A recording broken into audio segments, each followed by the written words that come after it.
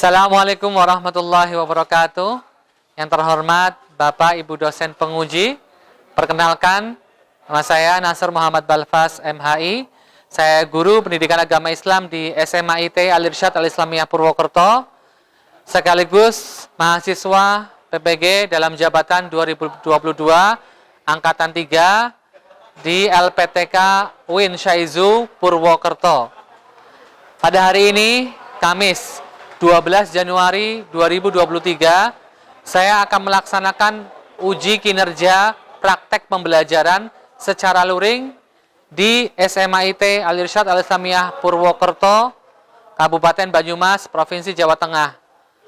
Praktek pembelajaran ini akan saya lakukan di kelas 11 dengan materi prinsip dan praktek ekonomi Islam. Berikut video pembelajaran, selamat menyaksikan.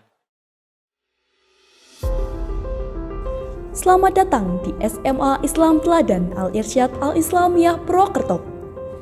SMA Islam Teladan Al-Irsyad Al-Islamiyah Purwokerto merupakan sekolah Islam swasta terbaik yang ada di Kabupaten Banyumas. Berdiri pada tahun 2008 di bawah naungan Yayasan Al-Irsyad Al-Islamiyah. Sekolah kami berlokasi di Jalan Profesor Dr. Suharso, Kelurahan Arcawinangun, Kecamatan Purwokerto Timur, Kabupaten Banyumas. SMA Islam Teladan Al-Irsyad Al-Islamiyah Purwokerto memiliki visi mencetak generasi Islam teladan yang berakhlak mulia, cerdas, berjiwa pemimpin, dan berdaya saing global. Misi penting yang SMA Islam Teladan Al-Irsyad Al-Islamiyah Purwokerto yaitu melakukan pembiasaan amal soleh dan akhlak mulia, mewujudkan suasana belajar yang kondusif dan menyenangkan, mengembangkan jiwa kepemimpinan dalam kegiatan akademik dan non-akademik, melakukan peningkatan mutu secara berkelanjutan, melaksanakan pembiasaan bahasa Arab dan bahasa Inggris, meningkatkan keunggulan kompetitif melalui inovasi pembinaan siswa berbasis riset dan teknologi.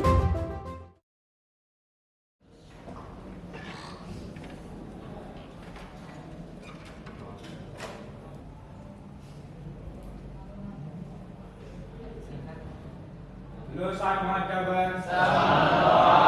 Istaizu itulah. Wajhu asarakum. Wa'an. Bismillahirrahmanirrahim. Yaman. Wudu. Assalamualaikum warahmatullahi wabarakatuh. Waalaikumsalam warahmatullahi wabarakatuh. Lulusan. Ya, alhamdulillahirabbil alamin, wassalatu wassalamu ala asyrofil anbiya'i wal mursalin wa ala alihi wa ashabihi wa man tabi'ahum bi ihsan ila yaumiddin, amma ba'd. Gimana kabarnya anak-anakku semuanya? Alhamdulillah. Pastinya senang dan bahagia ya. Baru saja mengikuti kegiatan GOS ke kampus ya. Baik, Ustaz absen terlebih dahulu ya. Abdullah Yafi, Ali Abqari, Erlangga, Hafid Naufal, Irfan Gani, Rafli Ahmad, Yusuf Afaf. Ini berarti hadir semuanya ya? Alhamdulillah, semuanya hadir. Nah, berarti hari ini semangat nih, semuanya hadir, hawanya sejuk, Mas. Tapi sebelum Ustaz memulai pembelajaran hari ini, ya, Ustaz akan bertanya dulu pembelajaran yang lalu tentang praktik pengurusan jenazah. Pasti masih ingat semuanya. Oke. Pertama kali kalau ada orang meninggal dunia, apa yang kita lakukan, Mas Burhan Aulia? Menutup mata. Betul sekali, menutup mata, terus mengikat dagunya supaya apa? Supaya tidak menganga gitu ya. Betul. Oke. Setelahnya dimandikan ya. Siapa yang harus memandikan, Mas? Kalau jenazah laki-laki siapa yang harus memandikan? Ya laki-laki juga ya. Oke. Kalau jenazah perempuan juga harus perempuan. Oke. Setelah dimandikan, jenazah akan dikafani. Kalau jenazahnya wanita, berapa lapis kain kafan? 5 lapis kain kafan. Kalau jenazahnya laki-laki, 3 lapis kain kafan. Ada kekhususan buat warna kain kafan nggak? Tidak ada. Cuman yang dianjurkan yang berwarna putih ya. Berarti sesekali pakai, kalau misalnya nggak ada kain kafan putih, pakai kain jarit, pakai spray bisa ya. Ketika kondisi musibah ya, nggak ada kain kafan, nggak ada kain mori, boleh kita menggunakan itu. Dan kemudian baru disolatkan. Nah, Mas Fikri, sholat jenazah berapa rakaat?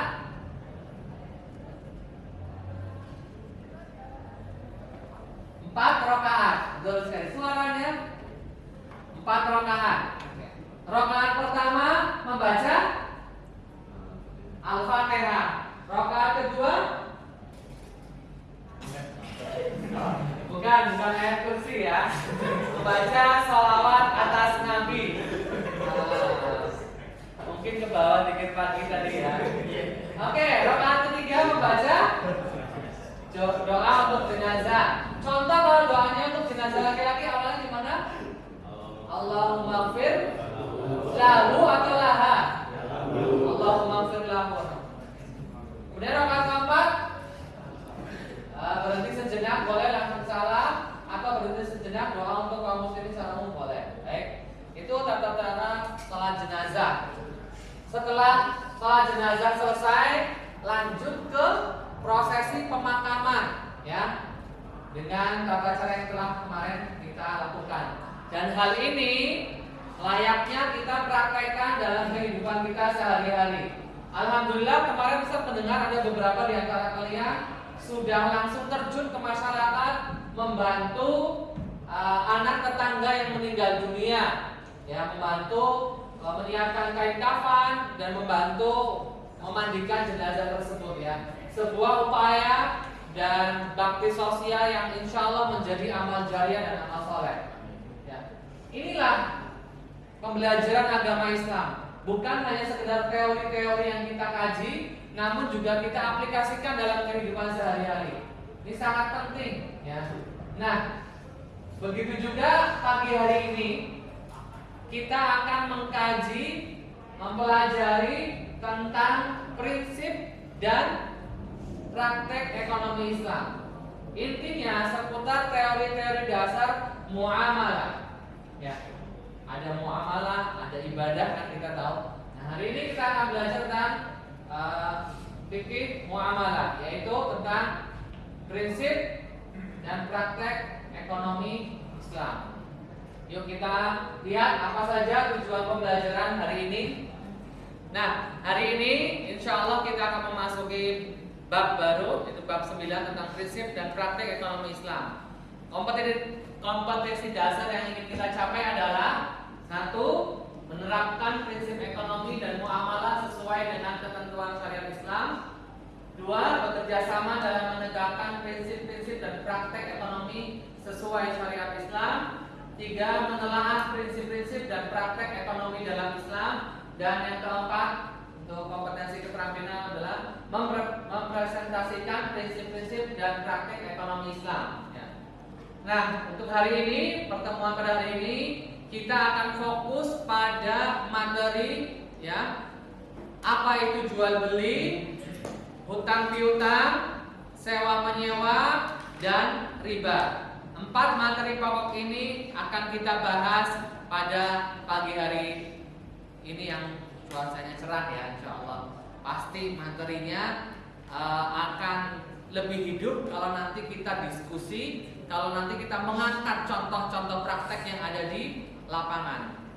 Baik, begitu itu yang ingin kita capai tujuan pembelajarannya secara umum. Dan sekarang kita masuk ke materi. Baik, sekarang kita amati video tersebut ya. Silakan diamati dengan seksama. Ilustrasi transaksi jual beli.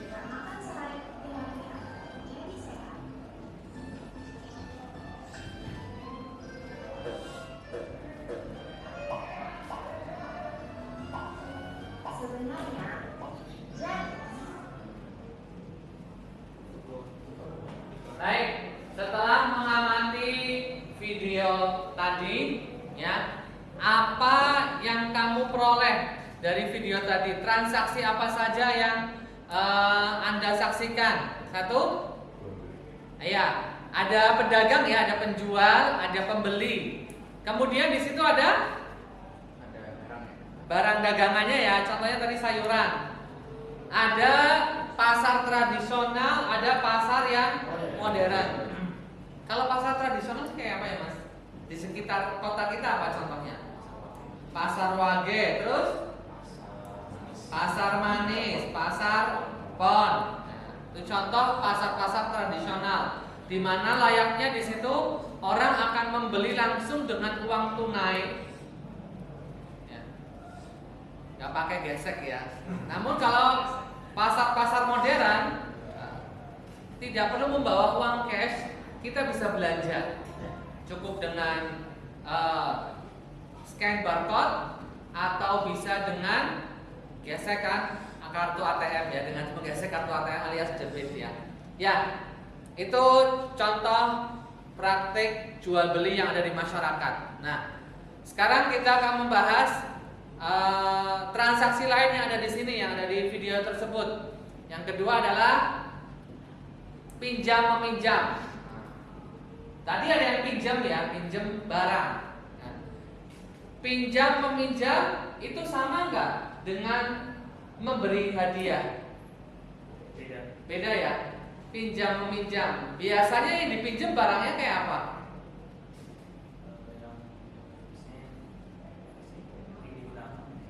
Ya, barangnya bisa digunakan dalam jangka waktu lama. Dan ketika dikembalikan ya masih utuh. Ya. Berbeda dengan sewa menyewa. Kalau pinjam meminjam itu artinya tanpa. Tapi kalau sewa dengan contoh sewa menyewa. Contohnya apa Mas? Menyewa mobil, mengontrak rumah.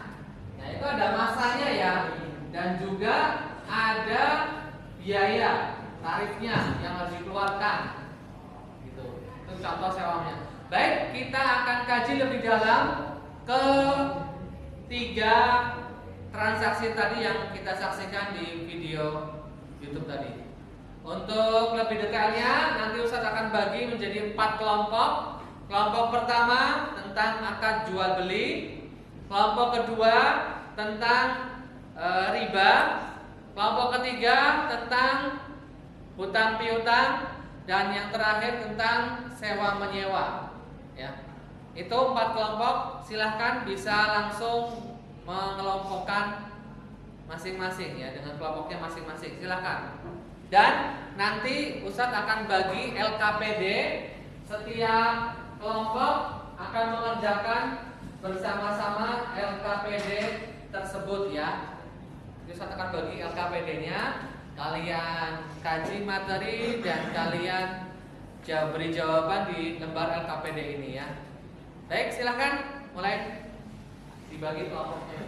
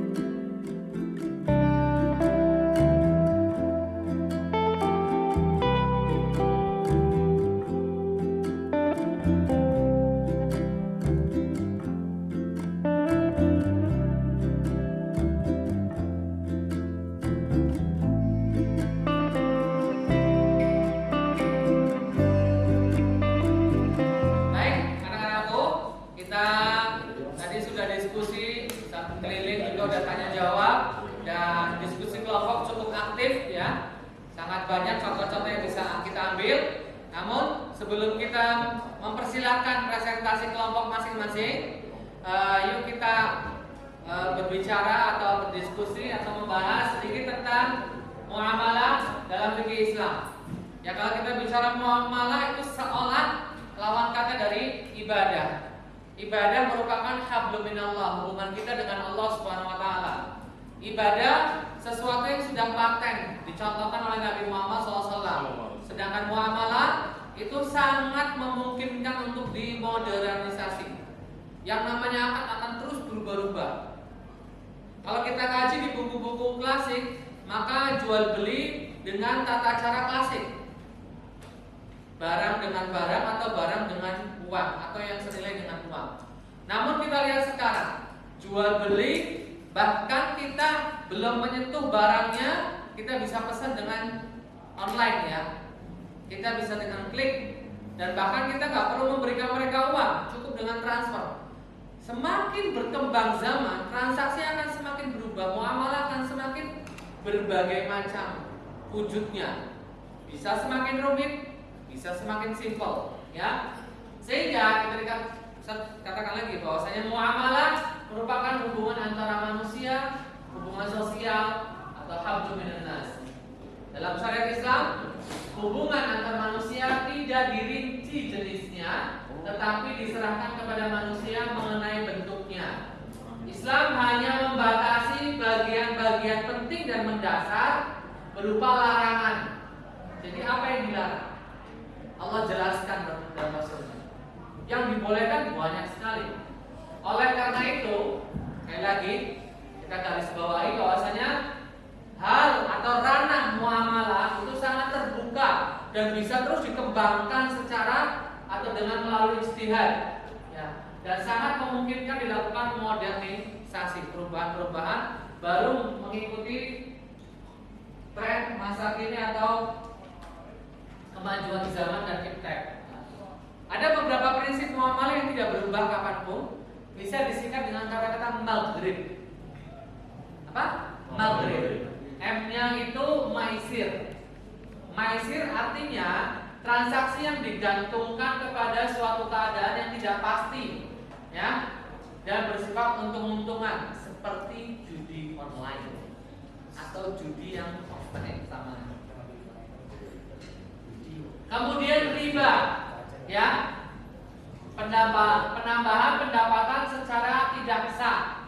Artinya uang itu berbunga, uang itu menghasilkan uang. Dalam prinsip ekonomi Islam, uang akan menghasilkan uang jika ditambah, ada plusnya, ya. Uang ditambah apa? Bisa usaha, bisa kerja, bisa nanti berserikat, ya. Maksudnya berserikat adalah bekerja sama dengan orang lain, investasi dan lain sebagainya. Yang di sini itu ada kata yang bisa menghalang, yaitu resiko. Resiko untung besar atau resiko buntung alias rugi. Nah, nanti menghasilkan namanya profit atau hasilnya. Hasilnya jelas berupa uang, ya, atau aset-aset atau yang lain. Ini yang dibolehkan. Tapi kalau uang, ya, misalnya uang langsung menghasilkan uang kembali, ini nggak bisa. Uang tidak menghasilkan uang. Contoh, ya, Dablun meminjamkan uang kepada Komedi sejumlah 1 juta rupiah dengan jangka waktu 1 bulan. Namun Dablun memberi syarat kepada Komedi harus mengembalikan 1.100.000. Itu kan artinya uang menghasilkan uang tanpa Dablun nggak usaha apapun. Tidak bisa dalam syariat uang menghasilkan uang, inilah yang nanti masuk ke kategori riba, ya. Nanti kita akan bahas di kelompok utang piutang bahwasanya utang piutang itu adalah sebuah amalan soleh, membantu teman, bukan mencari keuntungan.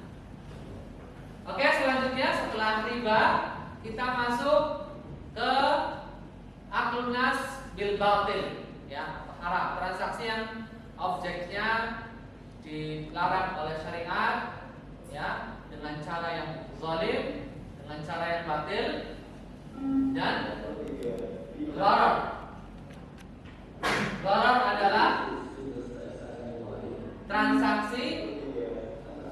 objeknya tidak jelas, tidak dimiliki, tidak diketahui keberadaannya, atau tidak dapat diserahkan pada saat transaksi. Contoh, Pak Ali, aku mau beli burung merpati. Burung merpati yang itu loh, yang sedang terbang. Kata Pak Ali, oke, 150.000 satu ekor. Itu jual beli gharar, mengandung unsur penipuan yang tinggi. Bisa jadi ketangkep, bisa jadi Pak Ali menangkap burung yang lain. Aku jual ikan tuh yang di sungai, tuh ada 5 ekor, 500.000 tuh ikan langka. Tetap tidak boleh, barangnya harus sudah dipegang fi hauzatil ba'i. Artinya sudah dipegang ada dengan tangan si penjual. Artinya kalau hewan mungkin di kandangnya gitu, sudah ada dalam ranah powernya si penjual, bukan sesuatu yang terlepas begitu saja di alam. Nah itu gharar. Nah itulah 5 hal yang tidak boleh ada dalam sebuah transaksi ya. Ya nanti kalian bisa baca di sini ya. Tidak boleh melakukan transaksi jual beli yang barang haram, tidak boleh dengan cara yang spekulasi judi, tidak boleh mempermainkan takaran timbangan yaitu mutafifin ya, ini tatfif. Ya, tidak boleh dengan cara-cara yang zalim, tidak boleh melakukan kegiatan riba. Ini riba itu unsur yang mengharamkan sebuah transaksi. Ya. Contoh ya, nanti kita akan mengkaji di situ riba itu yang bagaimana dan yang tidak riba yang bagaimana. Karena riba adalah sebagian ulama menerjemahkan riba adalah semua tambahan atau manfaat yang disyaratkan dalam sebuah transaksi hutang piutang. Baik, sekarang kita mempersilahkan tiap kelompok mempresentasikan hasil diskusinya singkat ya, kurang dari 2 menit. Kami persilahkan kelompok yang pertama, kelompok jual beli terlebih dahulu. Assalamualaikum warahmatullahi wabarakatuh. Waalaikumsalam warahmatullahi wabarakatuh. Alhamdulillah wassalatu wassalamu ala Rasulillah. Di sini saya akan menyampaikan presentasi dari hasil diskusi kelompok kami terkait jual beli. Jadi yang pertama yaitu pengertian jual beli. Kami ambil pengertian singkatnya saja, yaitu kesepakatan tukar menukar benda untuk memiliki benda itu selamanya. Dalilnya ada di Quran surat Al-Baqarah ayat 275 yang bunyinya ini bunyinya dari potongan ayatnya, yaitu Bismillahirrahmanirrahim, wa halallahu al-bai'a wa harrama riba al-ayat, yang artinya dan Allah telah mengharamkan jual beli dan mengharamkan riba. Selanjutnya adalah syarat-syarat jual beli. Yang pertama harus ada penjual dan pembelinya, di mana penjual dan pembelinya itu harus sudah balik, berakal dan atas kehendak sendiri, bukan paksaan orang lain. Yang kedua, uang dan barangnya harus yang pertama halal dan suci, yang kedua bermanfaat, yang ketiga barang dapat diserah terimakan, yang keempat keadaan barang diketahui penjual dan pembeli, yang kelima barang milik sendiri, barang atau uang yang milik sendiri. Yang ketiga yaitu ijab qabul. Ya itu kurang lebih seperti itu. Lalu ada tambahan sedikit tadi yaitu tentang khiyar. Apa itu khiyar? Khiyar yaitu adalah bebas memutuskan antara meneruskan jual beli atau membatalkannya. Jadi Islam itu membolehkan adanya melakukan khiyar, karena jual beli haruslah berdasarkan suka sama suka, bukan tanpa paksaan. Misal kita mau membeli sesuatu, kita mau mengecek dulu barangnya nih, sayur misalnya sayur kangkung, kita cek terlebih dahulu visi barangnya. Oh misal ada yang kurang serak, misal ada hitamnya sedikit atau kurang sayur yang kurang hijau dan sebagainya, kita boleh membatalkannya. Jadi kadang ada beberapa orang yang justru merasa tidak enak, jadi membelinya itu hanya karena perasaan, aduh udah terlanjur ngambil barangnya, udah langsung bayar aja lah. Padahal sebenarnya dalam Islam ada yang namanya khiyar, yaitu boleh membatalkan bila misal kita kurang suka atau kurang cocok dengan barang tersebut. Ya, jadi kurang lebih seperti itu saja presentasi singkat dari kelompok kami, kelompok jual beli. Wassalamualaikum warahmatullahi wabarakatuh. Waalaikumsalam warahmatullahi wabarakatuh. Kita beri aplaus. Baik, tadi ini yang dijelaskan ya Hafiz secara umum ya, uangnya, barangnya halal dan suci, bermanfaat dan milik sendiri, barang dapat diserah terimakan dan diketahui oleh penjual dan pembeli. Ya, Kalau barang nggak diketahui kayak apa, itu termasuk gharar. Barang harus bisa diserahkan, jangan jual sesuatu tapi barangnya entah di mana nggak bisa diserahkan. Dan kalau penjualnya masih anak kecil di bawah 7 tahun, apakah sah transaksi jual beli? Tidak, karena syaratnya adalah akil balik. Contoh, maaf, ada ODGJ menjual smartphone ke Anda dengan harga murah. Apakah transaksi yang terjadi itu sah? Tidak, karena harus berakal. Nah, bahkan kalau jual beli karena dipaksa, diancam, itu pun tidak sah. Jadi akadnya bisa dibatalkan sepihak. Oke? Dan akad atau sirah harusnya jelas, pernyataan penjual dan pembeli jelas. Tapi kalau di pasar modern tidak ada. Saya beli, saya jual, tidak ada. Ya, langsung ambil barang, bayar di kasir. Itu bentuk transaksinya. Dan jelas dipahami harganya, ya, harganya tertera di situ. Ada hal kearifan lokal yang perlu kita ketahui di Kalimantan Selatan, di Banjarmasin atau Martapura. Ketika orang mau jual beli dan sudah seret pembelinya, maka pembelinya akan mengatakan tukarlah, ya, juallah. Kata-kata tukarlah, aku beli ya. Kata penjualnya, ya aku jual. Itu ada kata-kata itu untuk memantapkan transaksi jual beli. Ini terjadi di pasar tradisional, pun terjadi. Bukan cuma pembelian dalam harga yang fantastis atau barang-barang yang grosir, tidak. Seperti ini, beli sembako pun bisa seperti itu. Kearifan lokal yang cukup unik dan selaras dengan syariat Islam, ya. Tukar itu artinya membeli, di sana artinya menukar, tukarlah aku beli ya. Jual artinya menjual. Itu bahasa Banjar di sana. Bisa kalian cek lagi nanti teman kalian yang ada di Banjarmasin atau Martapura. Baik, kita lanjut ke kelompok berikutnya. Assalamualaikum warahmatullahi wabarakatuh. Jadi di sini kami dari kelompok 2 akan menjelaskan sedikit tentang utang piutang. Jadi yang pertama adalah pengertian. Nama lain dari utang piutang itu adalah qard. Secara istilah, utang piutang adalah memberikan sesuatu kepada seseorang dengan perjanjian bahwa ia akan mengembalikan yang diterimanya dalam jumlah yang sama dalam jangka waktu yang disepakati. Lalu hukum utang piutang. Hukum asal utang adalah mubah atau boleh. Sedangkan orang yang memberikan utang adalah sunnah. Dalam keadaan terdesak, hukum berutang bisa berubah menjadi wajib. Lalu hukum utang piutang terkait hal-hal yang melanggar syariat adalah haram. Terus yang ketiga adalah rukun utang piutang. Ada 3 rukun utang piutang di sini. Yang pertama adalah pemberi utang dan juga orang yang berutang. Lalu yang kedua harta yang diutangkan. Lalu yang ketiga adalah sifat ijab qabul. Lalu orang yang meminjam utang atau yang meminjam utang itu harus mengembalikan sesuai dengan jumlah yang diminjamnya. Apabila ada kelebihan dari maupun itu dari kesepakatan peminjam ataupun yang meminjam, maka itu disebut dengan riba. Terima kasih.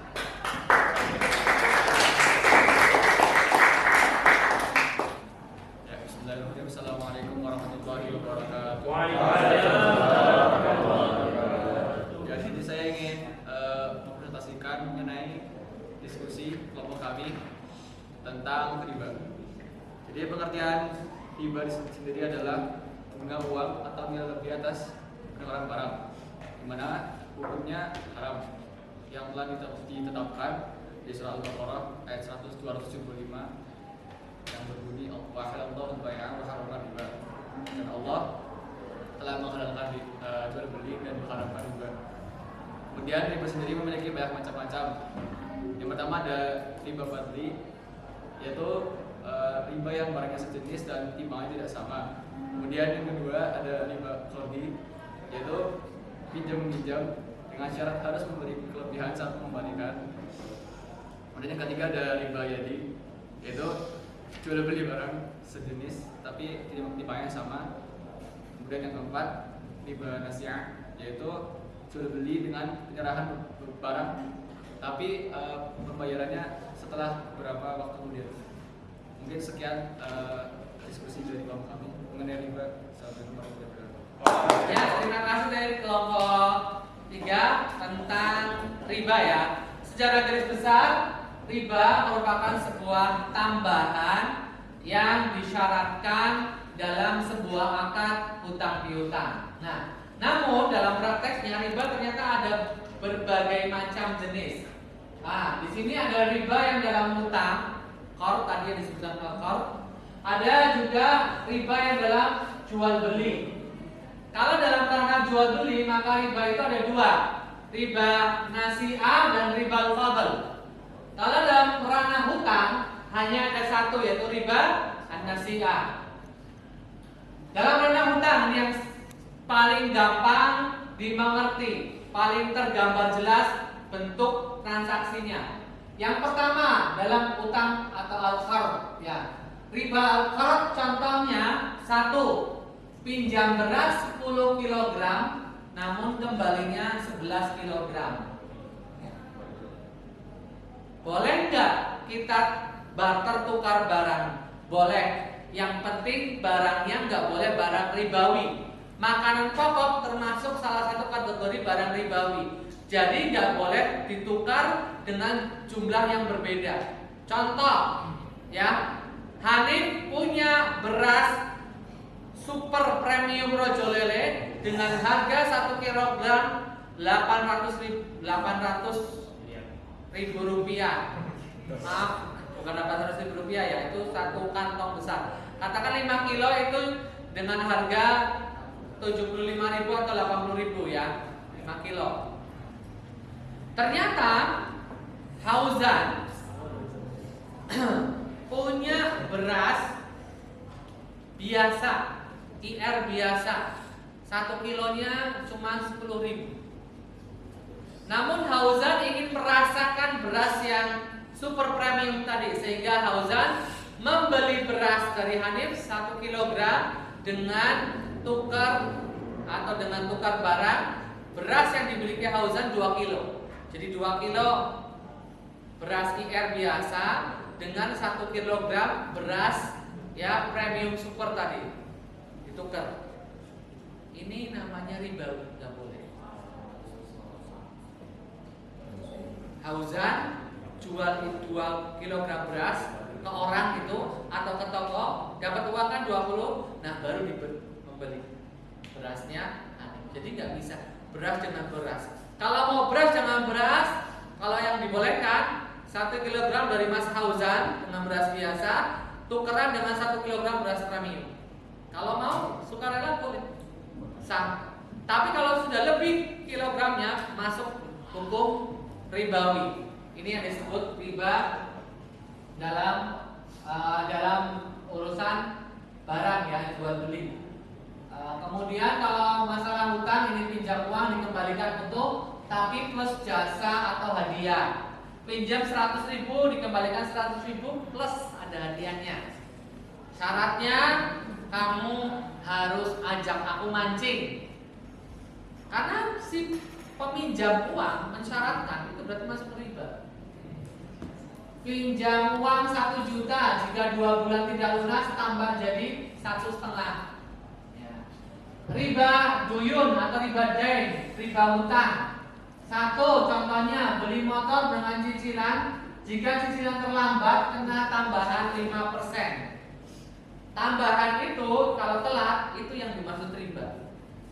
Tapi kalau menjual barang dengan harga yang berbeda, antara tunai dengan tidak tunai berbeda, boleh. Itu yang disebut sebagai bai'us salam. Contoh misalnya smartphone atau apa gitu ya, tablet. Tunai harganya misalnya 3,7 juta. Sedangkan kalau mau diangsur dalam kurun waktu 5 bulan, maka harganya 5 juta, ya. Harganya 5 juta. Kenapa berbeda boleh? Karena di sini nanti ada resiko barang tersebut naik Bahkan ada resiko-resiko lain. Sehingga dalam syariat jual beli yang seperti ini dibolehkan. Namun sudah tertera jelas, tunai sekian, kredit sekian, sudah jelas. Dan tidak ada denda harta, denda uang.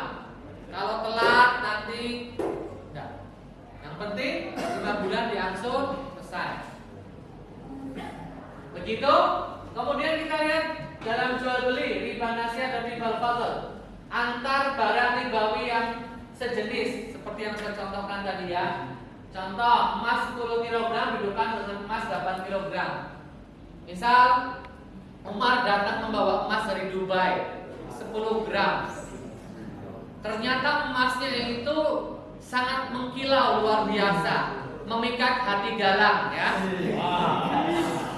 Takut melihat godaan emas yang begitu mengkilau, memukau, maka Galang meminta. Karena Pak Umar membawa banyak emas. Akhirnya Galang bilang, tuker dong satu dengan emas koleksiku. Produksi lokal, bukan produksi perusahaan BUMN, tapi lokal punya warga. Cuma emas murni, hanya nggak ada stempelnya Dubai gitu ya.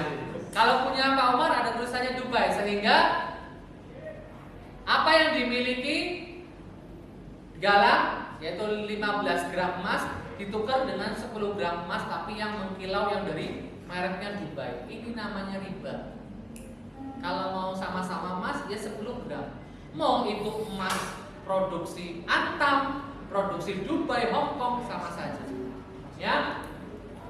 Antar barang ribawi yang tak sejenis. Nah, contoh riba nasiah atau ribaiyah, emas ditukar dengan perak tapi tidak tunai. Nukernya nanti entah kapan dan lebih. Contoh. Nah, ini beberapa contoh transaksi ribawi yang ada di sekitar kita. Semoga bisa dipahami. Baik, kita masuk ke kelompok yang terakhir, sewa menyewa. Kami persilahkan.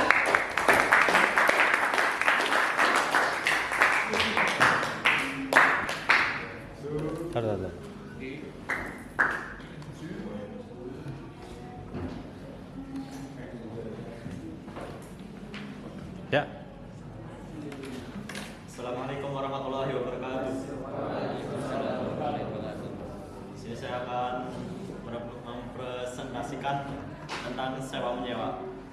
Pengertian sewa menyewa yaitu dalam fikih Islam disebut ijarah, yang berarti imbalan yang harus diterima oleh seseorang atas jasa yang diberikannya. Dasar hukumnya yaitu dari Al-Quran dan As-Sunnah. Rukun sewa menyewa ada beberapa. Yang pertama ada mujir dan musta'jir. Yang kedua ada jasa dan pembayaran upah. Yang ketiga pelaku sewa menyewa harus telah baligh dan berakal sehat. Yang keempat harga sewa dan cara pembayarannya harus ditentukan dengan jelas serta disepakati bersama. Contohnya yaitu nyewa rumah, nyewa mobil, nyewa motor, nyewa kostum-kostum tertentu, nyewa tanah, dan lain-lain. Begitu saja presentasi dari saya. Assalamualaikum warahmatullahi wabarakatuh. Ya, alhamdulillah kita sudah memasuki sesi akhir, yaitu penutupan kelas. Alhamdulillah dari 4 kelompok sudah mempresentasikan hasil diskusinya masing-masing, luar biasa ya, dan telah kita komunikasikan antar kelompok juga, sehingga kita menarik banyak kesimpulan tentang akad transaksi jual beli, hutang piutang, juga tentang riba serta sewa menyewa. Nah, satu hal yang ingin Ustaz refleksikan pada akhir pembelajaran pagi hari ini adalah yang haram itu sedikit, yang halal itu banyak. Karena dalam hal muamalah, syariat Islam hanya memberikan larangan-larangan secara umum. Seperti tadi larangan transaksi riba. Berarti yang selain itu boleh. Wa ahallallahu al-bai'a wa harrama riba. Allah menghalalkan jual beli dan mengharamkan riba. Padahal di dua transaksi itu sama-sama dapat keuntungan. Yang transaksi ribawi menguntungkan, yang jual beli juga menguntungkan. Tapi di situ ada perbedaan. Perbedaan yang mendasar. Apa tadi yang Ustaz sudah jelaskan di papan tulis? Perbedaan yang mendasar antara transaksi jual beli dengan transaksi ribawi yang sama-sama meraup keuntungan. Perbedaannya di mana, Mas Nanda? Kalau yang halal itu uang sama. Yang terakhir. Kalau perbedaannya halal dan haram, kalau yang halal itu uang tidak bisa langsung jadi uang, tapi harus ada usaha, dan lain sebagainya. Kalau yang haram seperti riba itu uang bisa menghasilkan. Ya, betul sekali. Satu hal yang bisa menjadikan transaksi yang membedakan antara transaksi ribawi yang diharamkan sama yang jual beli yang dibolehkan. Dalam transaksi jual beli atau akad-akad yang lain, di situ ada resiko, ada usaha yang nantinya dengan usaha dan modal plus modal nanti bisa meraup banyak keuntungan dan halal. Namun transaksi ribawi itu hakikatnya uang atau yang senilai dengan uang itu bisa menghasilkan uang lagi. Seperti tadi, emas dan perak itu kan setara sama kayak uang. Emas ditukar dengan emas, sama-sama emasnya, tapi penukarannya jauh lebih banyak. Ini namanya keuntungan. Keuntungannya tidak diperbolehkan dalam syariat. Ini yang disebutkan riba. Orang meminjamkan uang, nanti balik lebih dari modalnya. Dia nggak mau tahu, yang penting balik, karena dia nggak akan berusaha, nggak akan mikir, nggak akan memutar itu uang. Yang penting saya minjamkan uang, kembali sekian. Saya pinjamkan Anda 1 miliar, kembali 2 miliar. Selesai dalam jangka waktu 10 tahun. Nah, kalau jual beli tidak, dengan 1 miliar tadi Anda membeli barang komoditas ekspor atau barang dagangan, dijual, diperjualbelikan, disebar atau diecerkan, yang beli grosir kemudian diecerkan. Di situ ada keberkahan, di situ ada keuntungan yang Allah ridhoi. Ya. Ingat, terkesan sama wa halallahu al-bai'a wa harrama riba. Semoga dengan pembelajaran yang singkat ini tentang prinsip-prinsip dasar ekonomi Islam, kita bisa mampu bekerja sama mempraktekkan atau minimal kita bisa menghindari praktek-praktek transaksi yang di situ ada larangan agama, sehingga hidup kita menjadi berkah dan mendapat keridhaan Allah Subhanahu wa taala. Mungkin sampai di sini pertemuan untuk pembelajaran PAI pagi hari ini. Mari kita untuk pembelajaran ini dengan doa dan salam. Silakan kelas. Dosa muadaban. Start doa. Ngocok sarokon. Doa. Alhamdulillah rabbil alamin. Subhanallah wa bihamdihi asyhadu an la ilaha illa anta astaghfiruka wa atubu ilaik. Nyaman. Terakhir, Ustaz mengingatkan lembar LKPD nanti dikumpulkan dan selamat berjumpa kembali di pertemuan pekan depan membahas materi yang berikutnya. Wassalamualaikum warahmatullahi wabarakatuh. Waalaikumsalam warahmatullahi wabarakatuh.